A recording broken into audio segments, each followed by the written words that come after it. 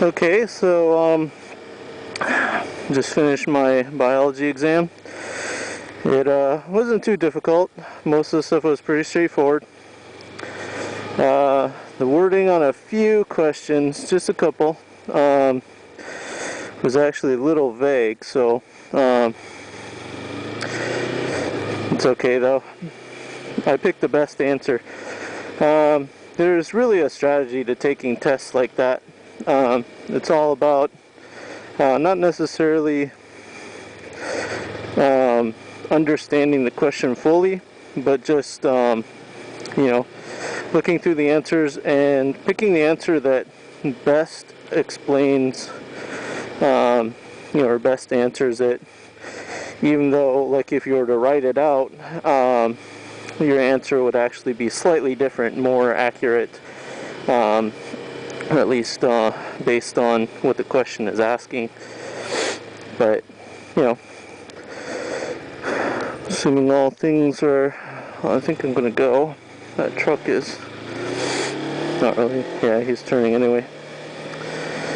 So I get to go home. Test didn't take too long, maybe a couple minutes, and then yeah, I get to go eat lunch. This is my campus, by the way. That's Kennedy Hall there, and yeah.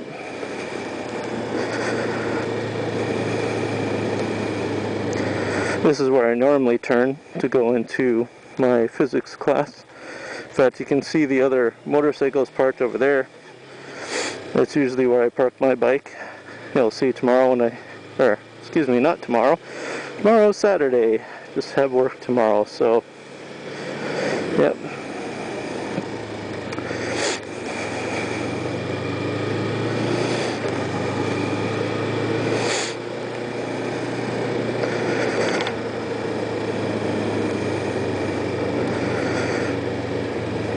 So just waiting on the light here.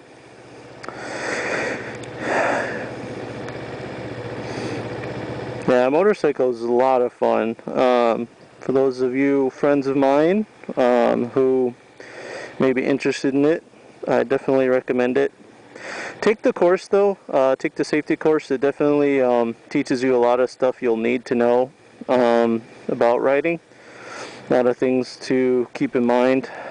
The biggest of which is SIPDE, scan, identify, predict, decide, and execute. And SIPDE will save your life more times than you can count. Just because of the fact that you want to be able to see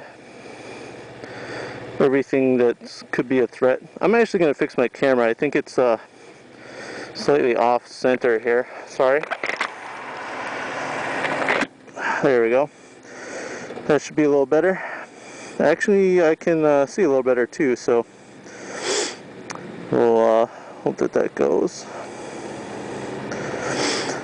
One of the other problems with being on a motorcycle is you don't have a whole lot of metal on the bike. It's mostly the fairing and stuff is like plastic. There's some aluminum, but not a whole lot as far as the way of being able to set off these sensors in the road. As you can see by the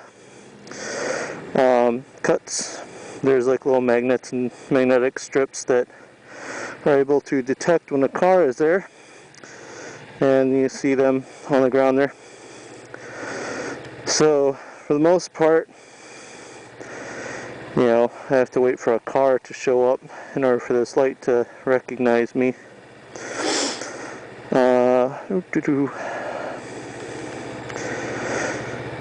Definitely gonna take a while. Come on, there we go. About time.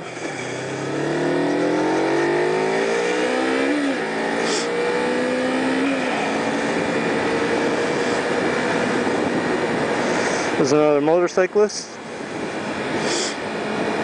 Give him a little wave. There's an awesome guy on YouTube, More Death 13. He's actually the one that got the idea of doing the camera while riding. I think it's brilliant because I'm not really doing this so much as a vlog. I just kind of wanted some of my friends to be able to see what it's like to be on a motorcycle, and too bad I can't let you feel what it's like to be on a motorcycle, but yeah, because that's the awesome part. But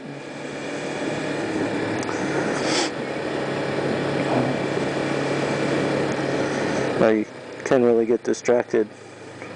The reason being is you only have so much attention to spend at any given point in time. Say it in one of the books, Twist of the Wrist by Keith Cole.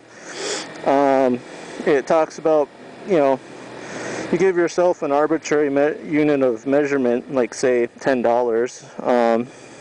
So he uses that as an example. So that you basically have $10 of attention to spend at any given point in time.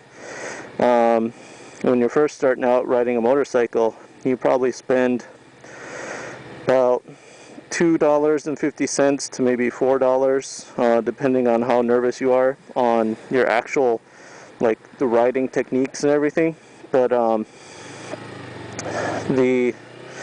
as you get more comfortable riding, you tend to spend more of your attention on traffic and the road, a lot of it actually, because that's your life. So as you get better at maneuvering and everything, you spend less attention on that, and then yeah, people turn their turn signals on at the last second. So yeah.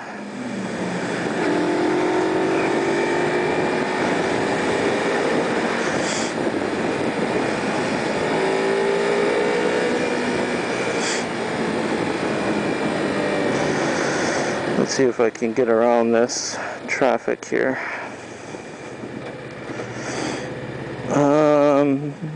Yeah, I'm gonna let that bus go up next to me there.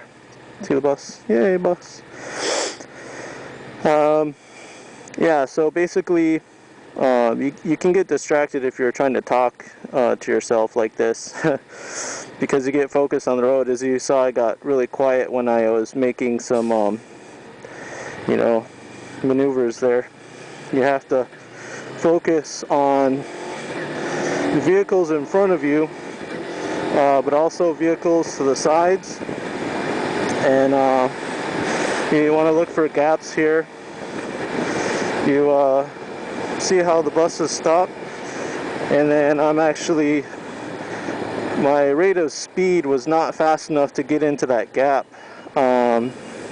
before it closed, because I was already going pretty fast, and I would have had to really burn it if I wanted to do that, which would have been unsafe, basically because there was another car in front of him, that guy, where if I had gone too fast, I could have gotten through that gap, but what would have happened was I probably wouldn't have been able to brake fast enough to avoid hitting the back of that other car. So those are some things you have to keep in mind when you're doing maneuvers on a motorcycle, is like, not just what's directly in front of you, but also to the sides of you, to the sides of them, and then also what's up ahead. You want to like kind of plan everything. SIPDE, right?